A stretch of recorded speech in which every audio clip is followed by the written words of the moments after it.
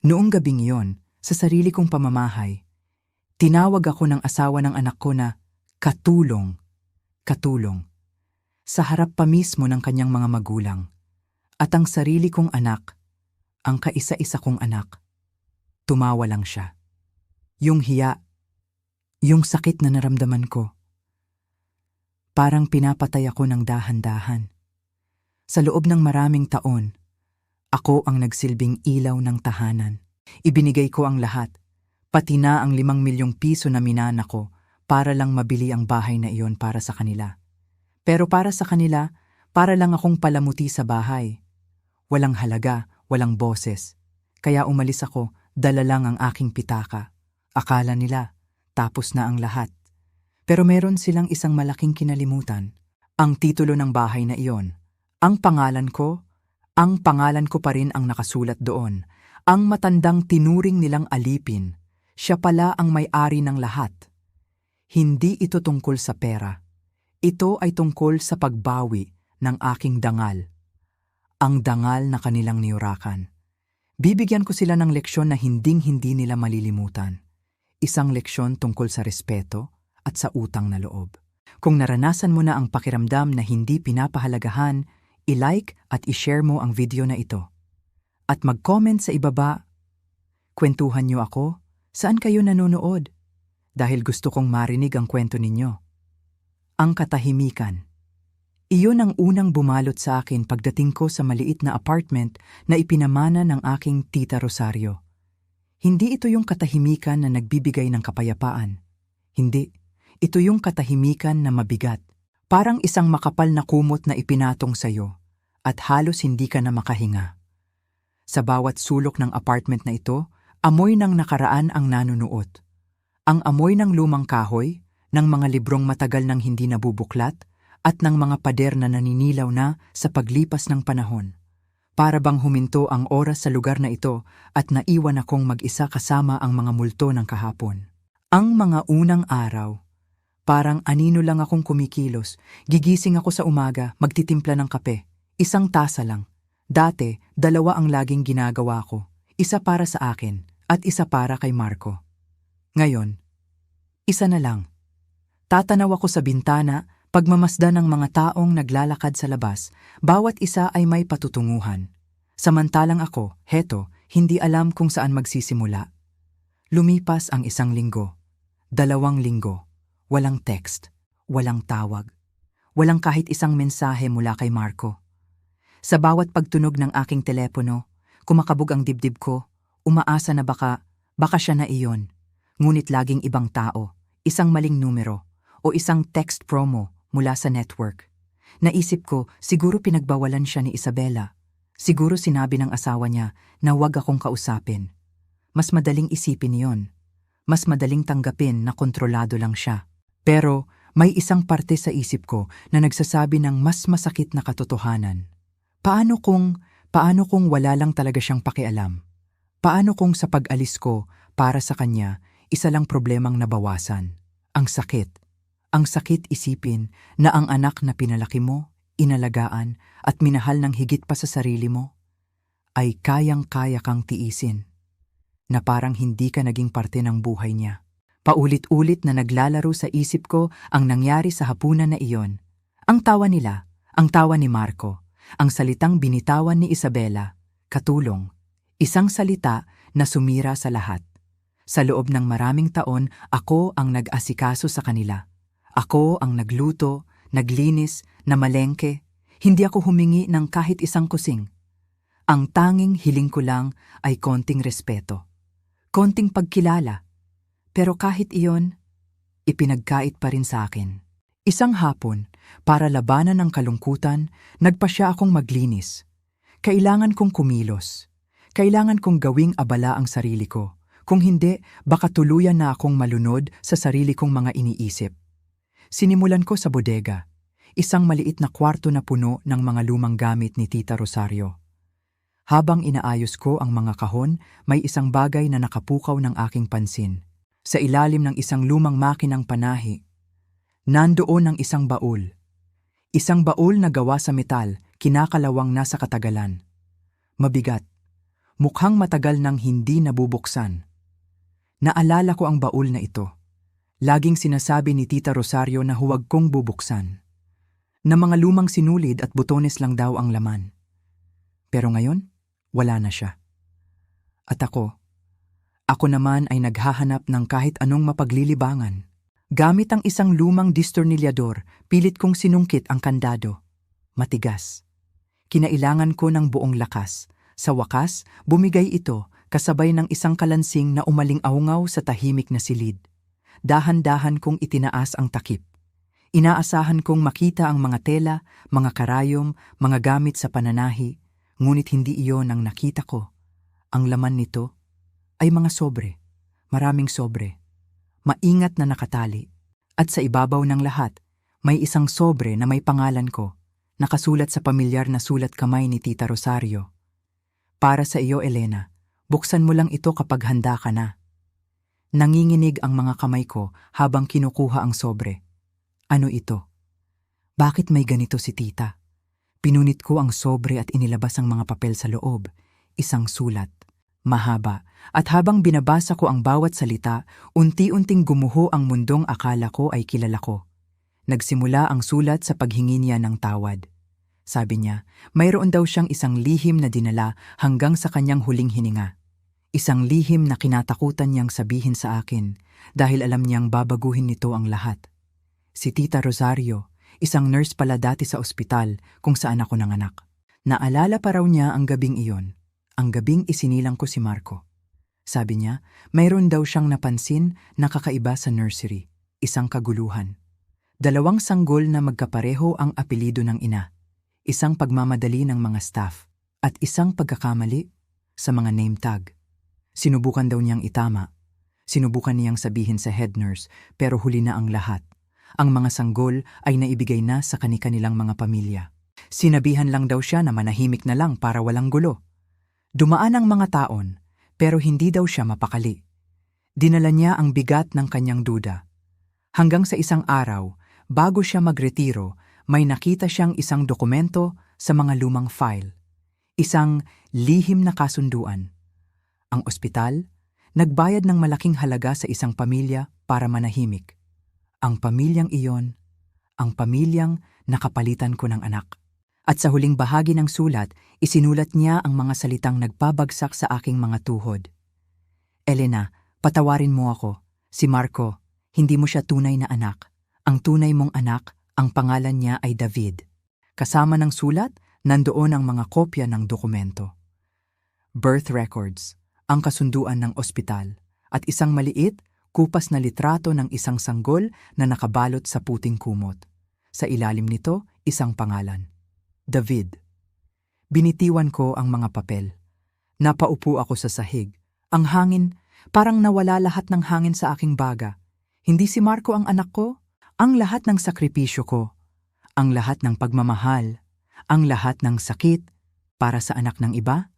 Pero habang nakaupo ako roon, sa gitna ng mga piraso ng aking nawasak na buhay, isang kakaibang pakiramdam ang nagsimulang dumaloy sa akin. Hindi galit. Hindi lungkot, ito ay kalayaan. Bigla, lahat ay nagkaroon ng saysay. Kaya pala palagi kong nararamdaman na may distansya sa pagitan namin ni Marco. Kaya pala kahit anong gawin ko, parang may pader na nakaharang. Kaya pala ang lamig ng pakikitungo niya. Hindi ko pala iyon imahinasyon lang. Hindi pala ako nababaliw. Nararamdaman niya. At nararamdaman ko rin na hindi kami magkadugo, na kami ay 2 estranghero na pinagtagpo ng isang pagkakamali ng tadhana. Ang pagmamahal na ibinigay ko kay Marco, totoo yon, bawat patak. Ngunit ang pagmamahal na iyon ay hindi sapat para ituring niya akong isang ina. At ngayon, naiintindihan ko na kung bakit. Pinulot ko ang mga dokumento, isa-isa. Pinag-aralan ko ang bawat detalye. Nandoon ang pangalan ng pamilya, nandoon ang address nila noon, at isang maliit na clipping mula sa isang lokal na dyaryo tungkol sa tagumpay ng negosyo ng pamilyang iyon. Nakatira pa rin sila sa parehong bayan. Ilang kilometro lang ang layo mula sa akin. Ang tunay kong anak, nandito lang pala sa malapit. 3 dekada. 3 dekada siyang lumaki na hindi ako kilala. At 3 dekada akong nagmahal sa isang anak na hindi sa akin. Maingat kong tiniklop ang sulat at ibinalik sa sobre. Ang lahat ng mga dokumento, inayos ko at inilagay sa loob ng baul. Isinara ko ito. Ngunit sa pagkakataong ito, hindi na ito isang baul ng mga lumang gamit. Ito na ngayon ang baul ng katotohanan. Ang baul ng aking bagong simula. Tumayo ako at humarap sa isang luma at maalikabok na salamin. Tinitigan ko ang babaeng nakatingin pabalik sa akin. Nakita ko ang mga guhit sa kanyang mukha, ang mga marka ng kalungkutan, ng pagod, ng sakripisyo. Dati kinahihiya ko ang mga markang iyon, pero ngayon, hindi na. Ang babaeng nasa salamin, wasak siya, oo. Pero sa wakas, nagigising na siya. At ang mundo, lalo na si Marco at si Isabela. Wala pa silang ideya kung ano ang ibig sabihin niyon. Dahil ang Elena na umalis sa bahay na iyon ay hindi na ang parehong Elena na nakatayo ngayon. Ang dating Elena ay isang ina. Ang bagong Elena ay isang mandirigma. At ngayon lang siya magsisimulang lumaban. Ang katotohanan ay parang isang mabigat na bato sa aking dibdib. Sa mga unang araw matapos kong malaman ang lahat, hindi ko alam kung ano ang gagawin dito. Dadalhin ko ba? Itatago? O ibabato ko sa mga taong nanakit sa akin? Pinili kong dalhin muna ito. Mag-isa. Hindi ako nagmadali. Hindi ako nagpadala sa bugso ng damdamin. Ang galit na naramdaman ko noong una, unti-unti itong napalitan ng isang kakaibang kalma. Isang klase ng kalma na mas nakakatakot dahil hindi ito kapayapaan. Ito ay paghahanda. Hindi ko muna hinanap si Marco. Hindi ko rin muna sinubukan hanapin si David. Sa halip sinimulan kong buuin ang sarili ko. Piraso bawat piraso. Si David. At sinimulan kong magmasid. Nagkaroon ako ng isang bagong ritual sa umaga. Pagkatapos kong magkape, maglalakad ako papunta sa bayan. Hindi para mamasyal. Mayroon akong isang partikular na destinasyon, isang maliit na bookstore sa kanto ng Rizal at Mabini Street. David's Books. Sa unang beses na nakita ko ang pangalan na iyon sa karatula, halos manlambot ang mga tuhod ko. Ang pangalan ng aking anak. Nakaukit sa kahoy. Totoo. Hindi ako pumasok. Hindi pa. Sa halip, umupo ako sa isang bench sa kabilang kalye, sa ilalim ng isang malaking puno ng akasya. Mula doon, tanaw ko ang loob ng bookstore. At nandoon siya. Si David. Hindi ko na kailangang magtanong. Alam ko. Nararamdaman ko. Nakita ko kung paano niya ngitian ang isang matandang customer na nagtatanong. Nakita ko ang pasensya sa kanyang mga mata habang tinutulungan niya ang isang batang estudyante na maghanap ng libro. Ang kanyang mga kilos, mahinahon pero sigurado. Walang yabang. Walang pagkukunwari. Ang tindig niya, ang paraan ng pagtayo niya. Mayroon itong isang klase ng dignidad na matagal ko nang hindi nakikita. Sa araw na yon umiyak ako. Umiyak ako ng tahimik habang pinagmamasdan ko mula sa malayo ang anak na ninakaw sa akin. Hindi iyak ng pighati, kundi iyak ng panghihinayang. Ilang birthday parties ang pinalampas ko, ilang unang araw sa eskwela, ilang mga masasayang alaala na dapat ay sa akin pero napunta sa iba. Ang panonood sa kanya mula sa malayo, iyon ang naging paraan ko ng pagluluksa at paghahanda. Araw-araw, ginawa ko iyon. Uupo ako sa parehong bench, magkukunwaring nagbabasa ng dyaryo o nagkakape, pero ang mga mata ko ay nasa kanya. Unti-unti, kinakabisado ko ang ritmo ng kanyang buhay, ang oras ng pagbubukas niya, ang mga regular na customer, maging ang delivery truck na nagdadala ng mga bagong libro. Pero habang pinagmamasdan ko ang buhay na hindi naging akin, sinimulan ko ring silipin ang buhay na tinalikuran ko. Sa gabi, pag-uwi ko sa apartment, ibang klase ng pagmamasid ang ginagawa ko. Binuksan ko ang aking luma, segunda manong laptop. Ang social media, iyon ang naging bintana ko sa mundo ni Marco at Isabela. Si Isabela, mahilig siyang mag-post. Bawat galaw, dokumentado. Good morning! Starting my day with a positive mindset and this organic smoothie. Sulat niya sa isang post na may kasamang litrato ng isang mamahaling blender na alam kong hinulugan lang nila. Feeling blessed to be working from my beautiful home office. Boss babe, manifesting success. Sabi pa sa isa, na may view ng hardin na ako ang nagtanim at nag-alaga. Ang kanyang buong buhay ay isang malaking pagpapanggap. At dahil sa galit ko noon, hindi ko ito napapansin. Pero ngayon, na mayroon na akong distansya, ang lahat ay naging malinaw. Ang kanyang negosyo, Isabella Ascends Lifestyle Coaching, ay puro salita, puro filter, puro kasinungalingan. Sinimulan kong mag-imbestiga. Hindi ito mahirap. Lahat ng impormasyon nasa internet lang. Tiningnan ko ang business registration niya. Aktibo pa. Pero nang tingnan ko ang mga online reviews, halos lahat ay mukhang gawa-gawa. Mga profile na may iisang review lang. Mga pangalan na masyadong perpekto. Sinundan ko ang mga partnerships niya. Mga maliliit na online shops na binabayaran siya para i-promote ang mga produkto. Pero ang mga produktong iyon, alam ko, hindi naman nila ginagamit. Nakita ko minsan ang isang kahon ng mga organic beauty products sa basurahan nila, hindi man lang nabubuksan. At si Marco, 6 na buwan na pala siyang walang trabaho. 6 na buwan. At hindi ko man lang alam. Tinawag ito ni Isabella na career pivot. Isang pagkakataon daw para i-discover ang kanyang passion. Pero ang totoo, isa lang siyang tamad na umaasa sa asawa. At ang asawa niya, umaasa sa mga credit card. Nagsimula akong magsulat sa isang bagong journal. Pero hindi na ito tulad ng dati na puno ng luha at bighati. Ang journal na ito ay sistematiko, mga petsa, mga pangalan, mga utang. Isinulat ko ang lahat. Ang pangalan ng bangko kung saan sila may credit card. Ang address ng opisina na nirerentahan lang pala ni Isabella para sa kanyang mga photoshoot. Ang pangalan ng car dealership kung saan nila nakuha ang kanilang sasakyan. Lahat ng ito ay public information. Kailangan mo lang ng pasensya at determinasyon para hanapin. At sa mga sandaling yon, sobra-sobra ang meron ako niyan. Hindi na ako biktima na nagluluksa. Isa na akong investigador na nagpaplano. Nakita ko ang pattern. Nakita ko ang mga bitak sa kanilang perpektong buhay. Sila ay nakatira sa isang bahay na gawa sa baraha. Isang malakas na ihip lang ng hangin.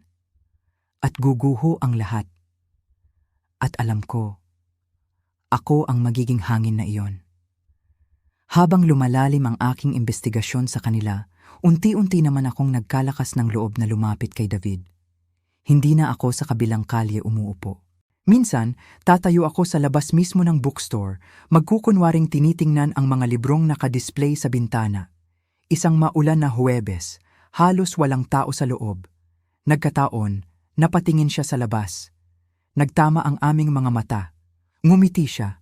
Isang simpleng ngiti, magalang. Ang ngiti na ibinibigay mo sa isang estranghero. At iyon nga lang ako para sa kanya. Isang estranghero. Halos madurog ang puso ko. Agad akong umiwas ng tingin, kunwari may tinitingnan sa aking telepono. Pero ang mga kamay ko, nanginginig. Naglakad ako palayo, mabilis, halos takbuhin ko ang kanto bago patuluyang bumuhos ang mga luha ko. Paano? Paano mo sasabihin sa isang tao na ang buong buhay niya ay nagsimula sa isang pagkakamali? Na ang mga magulang na nagpalaki sa kanya ay hindi niya tunay na mga magulang? Pag-uwi ko, binuksan kong muli ang baul. Binasa ko ulit ang sulat ni Tita Rosario.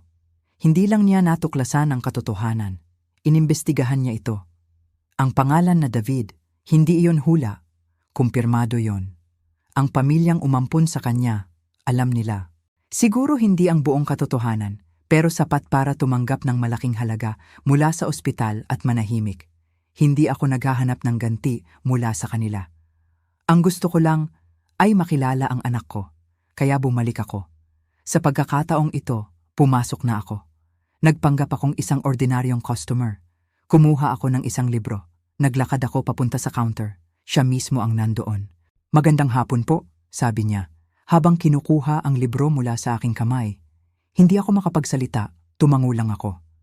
"Magandang pagpili," sabi niya habang pinupunch ang presyo. Mahirap nang hanapin ang edisyon na ito ngayon. Ang boses niya, pamilyar. Mayroon itong init na matagal ko nang hindi naririnig. Inabot niya ang supot. Nagdikit ang aming mga daliri, 1 segundo lang. Pero para sa akin, parang 1,000 boltahe ng kuryente ang dumaloy sa buong katawan ko. Bago ako umalis, naglakas loob akong magtanong, "Sa'yo ba itong lugar?" Ngumiti siya. Parang ganun na nga po. Tinulungan ako ng mga magulang ko na simulan ito. Ngayon ako na ang namamahala. Siyempre meron siyang suporta. Hindi tulad ni Marco na walang ibang nakuha kundi ang aking dugo, pawis at sakripisyo. Tapos ginawa lang akong katatawanan. Si David, meron siyang mga magulang. Pero hindi ako. At si Marco, ako ang nanay niya. Pero hindi niya ako itinuring na ganoon. Ang tadhana, ginulo nito ang mga piyesa ng aming buhay at iniwan kaming lahat na nasasaktan sa maling mga lugar. Akala nila wala na ako. Invisible, hindi na mahalaga. Pero hindi nila alam, mas narito ako ngayon kaysa dati. At malapit ko nang ipaalala sa kanila kung sino talaga ako. Mayroong isang kasabihan, ang paghihiganti raw ay isang putahe na masarap kainin kapag malamig. Pero ang ginagawa ko, hindi ito paghihiganti. Para sa akin, ito ay pagtatama ng balanse. Ang mundo ni na Marco at Isabela, nakatayo ito sa pundasyon na gawa sa kasinungalingan. At ang pundasyong iyon ay nakatayo sa lupang pag-aari ko. Ang bahay. Ang bahay na binili ko gamit ang perang minana ko sa aking mga magulang. Iyon ang kanilang alas, iyon ang sentro ng kanilang perpektong mundo. At iyon din ang unang baraha na itutumba ko. Hindi ako nag-aksaya ng panahon, kumuha ako ng abogado. Si Attorney Reyes, isang babae na halos kaedad ko, matalas, direkta magsalita, walang paligoy-ligoy. Sa unang pagkikita namin sa kanyang opisina sa Makati, inilahad ko ang lahat. Ang mga dokumento ng bahay, ang mga patunay na ako ang nagbayad ng down payment, at ako ang nagbabayad ng amilyar taon-taon. Hindi niya ako hinusgahan. Nakinig lang siya ng mabuti, ang mga mata niya ay nakatutok sa akin, paminsan-minsan ay tumatango. Nang matapos akong magkwento, sumandal siya sa kanyang upuan. Tinitigan niya ako. "Ginang Elena," sabi niya sa isang kalmadong boses, "lahat ng karapatan nasa panig ninyo. Ang bahay ay nakapangalan sa inyo. Legal, sa inyo po iyan." "Gusto ko pong ibenta," sabi ko diretso. Walang pag-alinlangan sa aking boses. "Masusunod po," sagot niya. "Kami na ang bahala sa lahat. Magpapadala kami ng opisyal na abiso sa mga nakatira doon na kailangan na nilang lisanin ang property sa loob ng 30 araw." 30 araw. Sapat na panahon para maramdaman nila ang pagguho ng kanilang mundo. Habang inaasikaso ni Attorney Reyes ang mga legal na papeles, ako naman ay nagpatuloy sa aking sariling gawain. Ang susunod na target ay ang imperyo ni Isabela, ang Isabela Ascends. Nag-hire ako ng isang business consultant online, isang freelance investigator. Sinabi ko sa kanya na gusto kong malaman ang tunay na estado ng isang maliit na kumpanya. Walang illegal. Gusto ko lang ng mga facts, mga public records, tax filings, mga bagay na hindi niya maitatago. Ibinigay ko ang pangalan. At naghintay ako. Hindi nagtagal, 1 linggo lang, nakatanggap ako ng isang email. Isang folder na puno ng mga dokumento. At ang laman noon, mas malala pa sa inaasahan ko. Ang buong negosyo ni Isabela ay isang malaking panloloko. Wala siyang binayarang buwis sa huling 2 taon. Ang mga testimonials mula sa kanyang mga kliyente sa website. Mga litrato na kinuha lang sa internet. Ang mga address ng kanyang mga opisina. Mga virtual office lang pala. Mga address na nirerentahan para lang may mailagay sa business card. At ang pinakamalala sa lahat, mayroon siyang mga peking invoice. Mga resibo na ginawa niya para magmukhang mayroon siyang mga kliyente mula sa malalaking kumpanya. Ngunit nang i-check ng investigator ang mga kumpanyang iyon, hindi man lang alam na nag-e-exist si Isabela. Siya ay hindi lang nagpapanggap. Siya ay nanloloko. I-print ko ang lahat, bawat pahina, ang mga tax records, ang mga peking invoice, ang mga patunay ng kanyang panloloko. Inilagay ko ang lahat sa isang malaking brown envelope. Walang pangalan, walang sulat. Pumunta ako sa post office at ipinadala ko ito sa isang address na matagal ko nang kabisado. Ang address ng mga magulang ni Isabela. ang mga taong tumawa kasama niya noong gabing iyon. Naglagay lang ako ng isang maliit na note sa ibabaw. Ang lahat ng akala ninyong totoo ay isang pagpapanggap. At pagkatapos, naghintay ako. Ang unang senyales ay dumating makalipas ang 2 araw.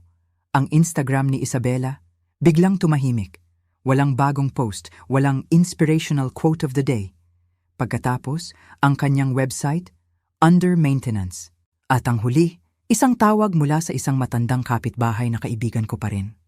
Elena, narinig mo ba? Sabi niya sa kabilang linya. Nakita ko kanina si Mrs. De Leon, ang nanay ni Isabela, palabas ng bahay nila. Galit na galit, sumisigaw sa telepono, para siyang sasabog. Napangiti ako. Ang unang baraha, tumumba na. Kinagabihan, tumunog ang telepono ko. Isang numerong hindi nakasave. Sinagot ko. Mom? Ang boses ni Marco. Pero iba ang tono. Hindi na ito ang mayabang na boses na huli kong narinig. Ngayon, puno ito ng panik. Hindi ako nagsalita. Mom, anong nangyayari? Tanong niya, nanginginig ang boses. Ang mga magulang ni Isabela, hindi kami kinakausap. May nagpadala daw sa kanila ng mga dokumento. Mga kasinungalingan tungkol sa negosyo ni Isa. Ikaw ba? Ikaw ba ang may gawa nito? Ang katahimikan ko, iyon ang naging sagot ko. Ibinaba niya ang tawag. Ngayon, nagsisimula na siyang magduda. Sa wakas, nakikita na niya ang tunay na kulay ng babaeng pinakasalan niya. Sa gitna ng lahat ng gulong ito, ang tanging nagbibigay sa akin ng kapayapaan ay ang mga pagbisita ko sa bookstore. Naging mas madalas na ang pagpunta ko roon. At si David, nasanay na siya sa presensya ko. Hindi na niya ako tinatanong kung bakit ako laging nandoon. Para bang naiintindihan niya. Isang hapon, habang nag-aayos kami ng mga bagong dating na libro, nagkwentuhan kami. Alam mo po, sabi niya, dati, gusto kong maging guro. Bakit hindi mo tinuloy? Tanong ko. Mas mahal ko po yata talaga ang mga libro, ang amoy nila, ang mga kwento sa loob. Dito, pakiramdam ko, bawat libro ay isang kaibigan. Tinitigan ko siya, ang anak ko, ang kabaitan sa kanyang mga mata, ang simple ng kanyang mga pangarap. Mayroon po kayong kamukha, sabi niya bigla, habang nakatingin sa akin. Hindi ko lang maalala kung sino. Halos hindi ako makahinga. Ngumiti lang ako. Baka isang librarian lang. Tumawa siya. Baka nga po. Ang sandaling iyon, paulit-ulit kong binalikan sa aking isip. Hindi niya ako gusto, pero nakikilala niya ako. Hindi ang mukha, kundi ang kaluluwa. Siguro, nararamdaman niya ang koneksyon na kahit siya ay hindi maintindihan.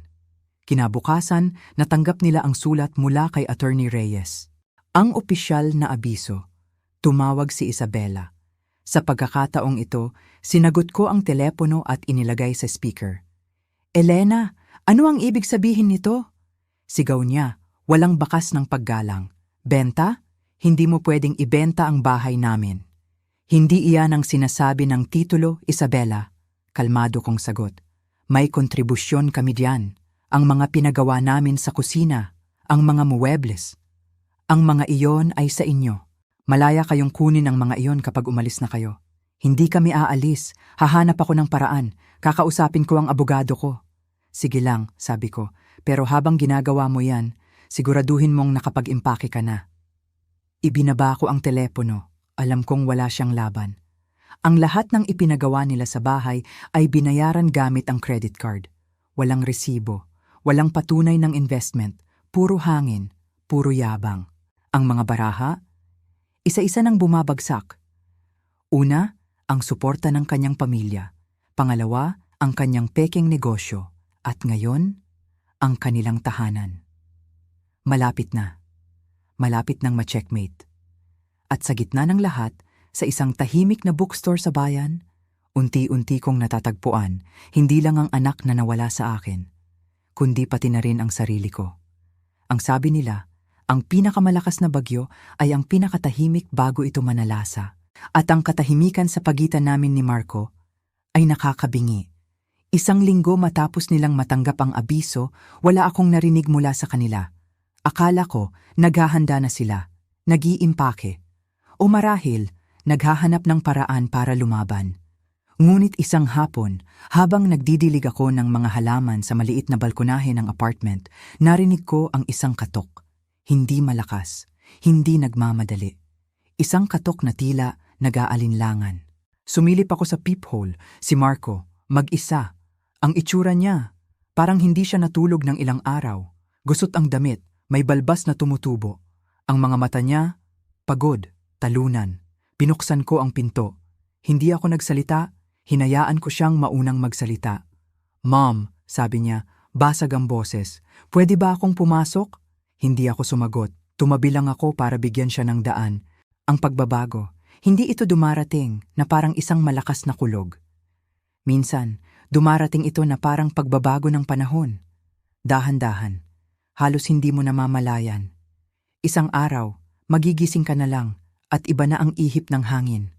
Mas malamig, mas presko, at mas malinaw na ang lahat. Ganoon ang nangyari sa akin. Ang bahay, nabenta. Mas mabilis kaysa sa inaasahan ko. Nakuha ko ang buong presyo na hinihingi ko, walang tawad. Ang pera, idineposito sa aking bank account. Isang numerong hindi ko akalaing makikita ko sa aking passbook. Binigyan sila ng 30 araw para lisanin ang lugar. Walang extension, walang pakiusap. Ang batas ay batas. Hindi ko sila ginulo sa loob ng mga araw na yon. Hindi ako nagpakita. Hinayaan ko silang harapin ang resulta ng kanilang mga ginawa. Sa huling araw, sa araw ng kanilang pag-alis, nagmaneho ako. Dumaan ako sa lumang kalye namin. Isang beses lang, hindi ako huminto. Pinabagal ko lang ang takbo ng sasakyan. Mula sa malayo, pinanood ko sila. Ang eksena, parang isang dula sa entablado na winawakasan na. Ang mga gamit, nakakalat sa damuhan. Ang mga mamahaling muebles na ipinagmamalaki ni Isabela, ngayon ay mukhang luma at pagod sa ilalim ng sikat ng araw. Nakita ko si Isabela, nakasuot ng malaking sunglasses para bang nagtatago. Sumisigaw siya sa mga kargador, naguutos, pero wala na ang dating yabang sa kanyang boses. Ang boses niya ngayon, basag, talo. At si Marco, nakatayo lang siya sa isang tabi. Hawak ang kanyang telepono, pero hindi naman niya ito ginagamit. Nakatingin lang siya sa kawalan. Para siyang isang batang nawawala sa sarili niyang bakuran. Naisip kaya niya na darating ang araw na ito? Na ang lahat ng pinaghirapan ko, na basta-basta lang nilang inangkin, ay babawiin din sa kanila? Hindi ako nakaramdam ng saya. Hindi rin ako nakaramdam ng awa. Ang naramdaman ko ay pagtatapos. Para akong nanonood ng isang set ng pelikula na binabaklas na. Tapos na ang palab dumating ang araw na iyon. Ang araw ng aming huling pag-uusap ni Marco. Nagkita kami sa isang maliit na parke. Tahimik, walang ibang tao. Umupo siya sa tabi ko, pero may distansya. "Hindi ako naparito para humingi ng kahit ano, ma," sabi niya. At sa unang pagkakataon sa loob ng mahabang panahon, narinig ko ang sinseridad sa kanyang boses. Gusto ko lang sabihin na naiintindihan ko na." Hindi ako sumagot. Hinayaan ko siyang magpatuloy. Sana maging mabuti siya sa'yo," dagdag niya, halos pabulong.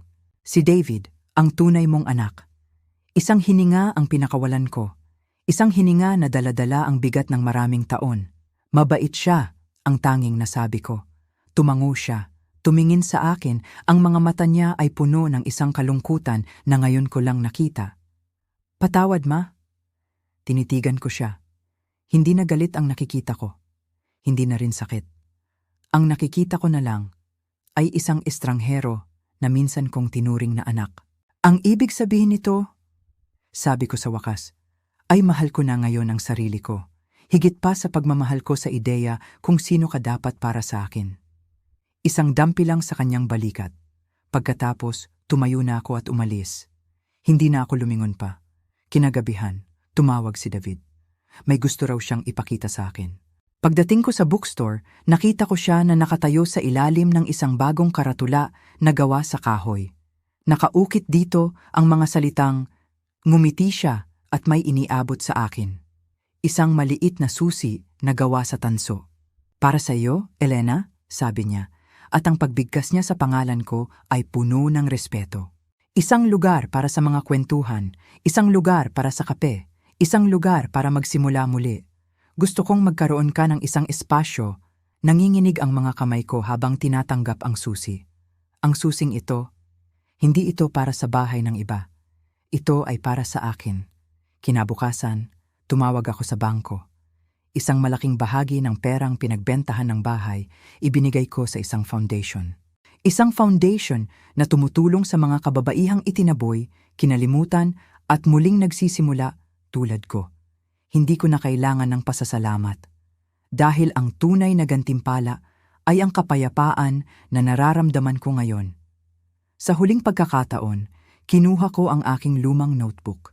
Sa huling blangkong pahina, isinulat ko, hindi na ako ang nanay ni Marco. Hindi na ako ang katulong ni Isabela. Ako si Elena. Ang babaeng minsan ay nawala, pero natagpuan muli ang sarili at isinulat ang sarili niyang wakas. Huwag kalimutang mag-subscribe at i-share ang inyong kwento sa comments sa ibaba. Tandaan ninyo, mahalaga ang boses ninyo.